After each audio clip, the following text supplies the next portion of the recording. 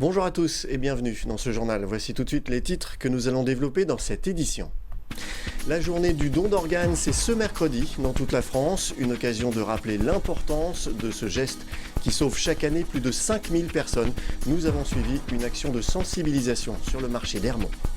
Et puis la greffe, ça marche. En France, plus de 50 000 personnes vivent avec un greffon, comme Alice, 11 ans, qui a été transplantée du foie à l'âge de 18 mois. Et vous le verrez, elle se porte très bien grâce au don d'organes. Reportage dans ce journal. Plus de 20 000 personnes sont dans l'attente d'une greffe en France, un chiffre qui ne cesse d'augmenter, c'est 9 000 de plus par rapport à 2012. À l'occasion de la 16e journée nationale sur le don d'organes et de tissus, plusieurs actions de sensibilisation se sont déroulées sur le département. L'occasion d'informer sur le don d'organes, mais surtout de faire comprendre qu'il est primordial d'en parler à ses proches. Exemple, ce mercredi matin sur le marché d'Hermont avec Angélique Boilet. Au milieu des étals du marché d'Hermont, un stand se différencie. Rien à vendre, mais des informations à donner sur le don d'organes. Une action de sensibilisation à l'occasion de la 16e journée nationale sur le don d'organes et de tissus, menée par l'équipe de coordination de l'hôpital d'Aubonne en charge des prélèvements. On veut faire surtout passer un message, c'est qu'on soit pour ou contre. L'essentiel, c'est d'en parler autour de vous pour que votre volonté soit respectée. L'objectif ? Informer sur la nécessité de faire connaître sa position à ses proches. Car en France, la loi rend tout le monde donneur par défaut, sauf si un refus a été exprimé du vivant. Il existe un registre national des refus sur lequel on peut s'inscrire, qui est révocable à tout moment. On peut s'inscrire à partir de 13 ans pour exprimer son refus. Mais par contre, il n'existe pas de registre national pour dire qu'on est pour. Donc en fait, la seule façon de faire, c'est d'en parler autour de nous, d'en parler à ses proches pour faire respecter en fait notre volonté. Il y a des cartes de donneur, mais elles n'ont aucune valeur légale. Elles peuvent juste aider ou inciter dans le choix. Et parmi les volontaires pour donner leurs organes, certains ont pris les devants, quand d'autres n'ont pas pris la peine d'en parler à leur entourage à cause d'une mauvaise connaissance de la loi. Mes enfants sont au courant depuis 20 ans, mon mari aussi, tout mon entourage. Il faut que l'entourage soit averti, sinon ça ne sert à rien. Très franchement, ma fille, non, n'est pas au courant, c'est vrai. Je lui en ai jamais parlé, mais comme cette carte est avec mes papiers, automatiquement, elle n'aura pas à choisir, puisque c'est moi qui ai choisi à l'avance que je veux donner mes organes. Mais si elle n'est pas au courant? Je lui en parlerai. Je vais lui en parler un jour, c'est vrai. L'année dernière, le docteur Vanjac, qui coordonne les prélèvements d'organes sur les hôpitaux d'Aubonne, Montmorency et Argenteuil, en a fait une nouvelle fois le dur constat. On a eu l'année dernière 15 donneurs d'organes potentiels. Il y a eu sur ces 15 donneurs d'organes potentiels, 8 pour lesquels on a pu aboutir au bout de la procédure et pour lesquels il y a eu donc prélèvement d'organes au bloc opératoire. Et il y a eu quelques malades pour lesquels les familles se sont opposées. Et dans certains cas, c'était parce qu'ils n'en avaient pas parlé ensemble. Le nombre de personnes en attente de greffe ne cesse d'augmenter. En 2015, ils étaient plus de 21 000. Près de 500 sont décédés faute de dons. Et en France, plus de 50 000 personnes vivent avec un greffon, comme Alice, 11 ans, qui a été transplantée du foie à l'âge de 18 mois, une opération indispensable à sa survie. Mais depuis, Alice va très bien et vient de fêter ses 10 ans de greffe, 10 ans de vie grâce à un don d'organes. Son portrait avec Philippe Pémal. Alice a 11 ans.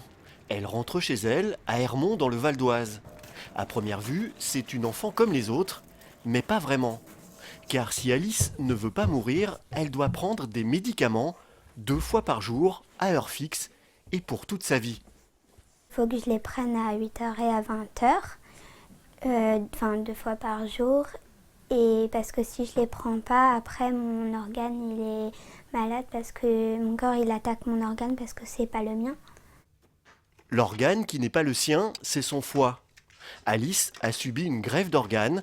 Née avec une malformation au foie, elle est transplantée à l'âge de 18 mois. Grâce à ces médicaments, Alice mène une vie et une scolarité presque normales. Actuellement en 6e, elle est juste plus souvent absente que ses copines de classe. Des absences dues aux visites de contrôle à l'hôpital et aux effets secondaires de ces médicaments. Mes médicaments, ils endorment mes défenses immunitaires.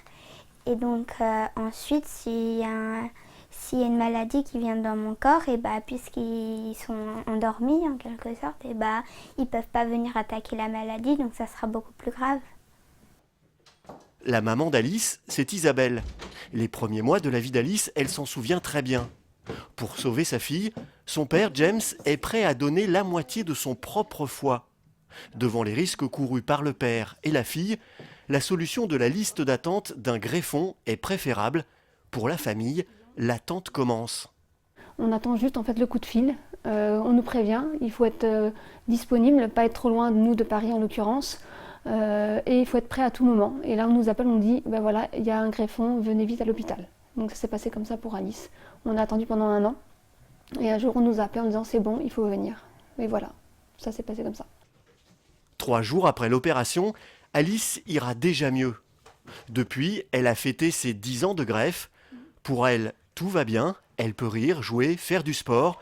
Une vie rendue possible grâce à un don d'organes.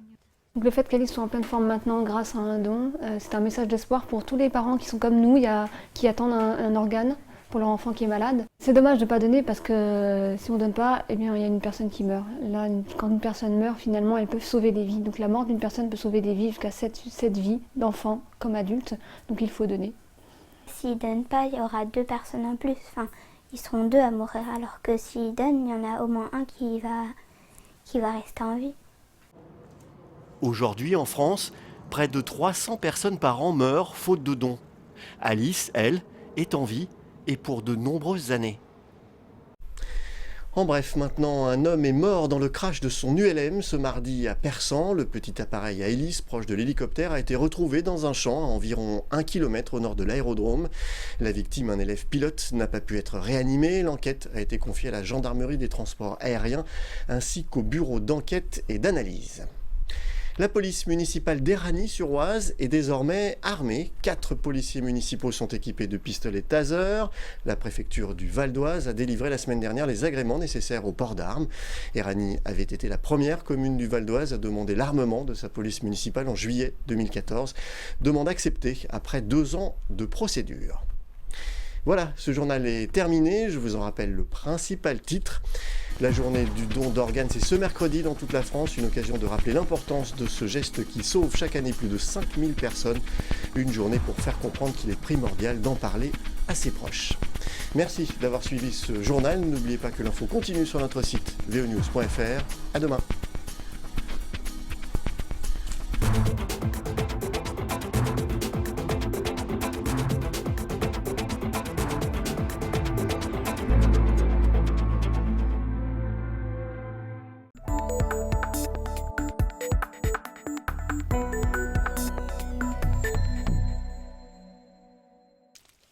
Gilles Thomas et Jean-Paul Delacruz sont des visiteurs un peu particuliers. Leur lieu de prédilection, ce sont les souterrains et les carrières. Nous sommes à Méry-sur-Oise, c'est ici sous terre que les Allemands vont construire pendant la Seconde Guerre mondiale un site aux proportions étonnantes. Ce tunnel fait 320 mètres de long à peu près, il est à voie unique bien sûr. La hauteur, on va pouvoir l'estimer à 7-8 mètres. Et il pouvait contenir temporairement, bien sûr, le temps du chargement-déchargement, une rame d'une vingtaine de V2. Ça en fait, le plus gros ouvrage allemand francilien. Cet immense quai souterrain devait accueillir des V2. Ces bombes volantes en forme de fusée sans pilote frapperont Londres et Anvers à partir de 1944. Révolutionnaire dans sa conception, le V2 n'aura qu'un impact minime sur le cours de la guerre. En revanche, il servira de base aux programmes spatiaux et aux futurs missiles balistiques.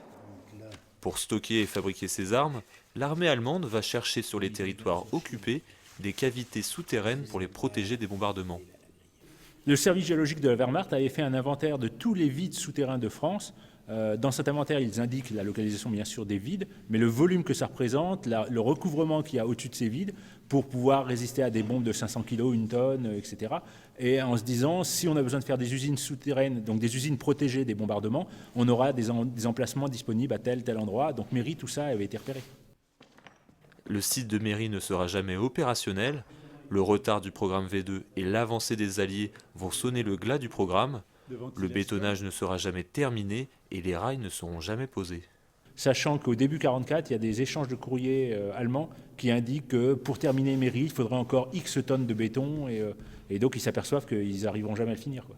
Enfin, si on regarde ici, on s'aperçoit que le ferraillage est encore visible, ce qui, normalement, quand un blocos est terminé, il n'y a plus aucun fer à béton qui dépasse. Donc le site de Méry n'a jamais été fini. Il a été commencé à être construit en milieu de guerre, mais à la fin de la guerre, il n'était pas fini.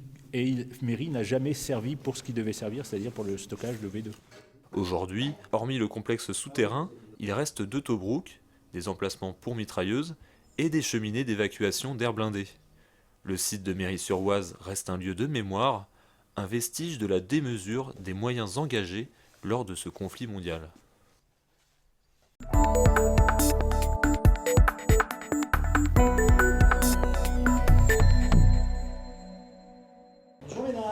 La chocolaterie d'Éric Bernier ne désemplit pas, et pourtant, le pari n'était pas gagné d'avance. Quand il s'installe à Puiseux, au bord du National loin des villes, tout le monde le prend pour un fou. Avant d'arriver ici, Éric et sa femme tiennent pendant 8 ans une boulangerie-pâtisserie en plein centre-ville d'Ermont. Mais le rêve d'Éric, c'est une chocolaterie. En visitant un ancien entrepôt de meubles à Puiseux, il a le coup de foudre. En quelques mois, il transforme les lieux en une chocolaterie avec boutique et unité de production au milieu des champs. Bah oui, je suis au milieu des champs, quoi. Et c'est ça, mais c'est très... moi, ça me plaît. C'est vraiment... ça me ressemble. Moi, je viens de la campagne, je suis un gars de la campagne. Et voilà, d'avoir créé une chocolaterie ici, je trouve que c'était un challenge, mais en même temps, c'était un rêve. Et j'y arrive, quoi. 4 ans après son installation, cet amoureux du chocolat a réussi son pari. Les clients viennent de partout pour goûter ses chocolats, ses macarons et ses pâtisseries. Ici, tout est fait maison, devant les clients, derrière ces vitres. Chaque jour, Éric et son équipe produisent plusieurs centaines de kilos de chocolat. Rien qu'en petit œuf, comme ça, garni, on va faire 160 kilos. On est rendu à 160 kilos. Alors peut-être qu'on va être obligé d'en refaire, on va voir. C'est la matière qu'on va travailler. La matière première d'Éric, c'est ça, des pistoles de chocolat. Ensuite, c'est une histoire de savoir-faire. Une fois fondus, les pistoles se transforment en chocolat de toutes les formes, de tous les goûts et de toutes les couleurs. Là, on a fait une application de couleur dans notre moule. Au beurre de cacao coloré, on a mis du vert, on a mis du jaune. Derrière, on a mis une couche de blanc. Donc ça fait déjà 3 fois que le moule passe dans les mains. Une couche de blanc pour bien faire le relief, pour faire ressortir la couleur. Là, c'est magnifique, c'est brillant, c'est beau, quoi. J'aime le produit comme ça. C'est le goût de beurre de cacao, c'est tout. Donc comme c'est très très fin, on ne le sent même pas. Par contre, ça donne un brillant et une couleur... On va vraiment faire des très beaux œufs décorés pour Pâques. Là, c'est vraiment un produit magnifique. Amoureux du chocolat, Éric ne fait pas que le transformer. En collaboration avec son fournisseur, il a aussi créé son propre chocolat, l'Atacora. L'Atacora, ce qu'il a de particulier, c'est déjà nous l'avons créé nous-mêmes. Et c'est vraiment notre identité dans le goût. Je voulais vraiment un chocolat qui soit doux, avec une légère acidité, un goût de fruits rouges, une longueur en bouche. Et qui soit déclinable dans plusieurs produits, c'est-à-dire dans la pâtisserie, dans la chocolaterie et dans la glace. Aujourd'hui, la notoriété d'Éric Bernier dépasse largement les frontières du département. Des investisseurs chinois lui proposent d'ouvrir une boutique à Shanghai. Une proposition qu'Éric étudie très sérieusement.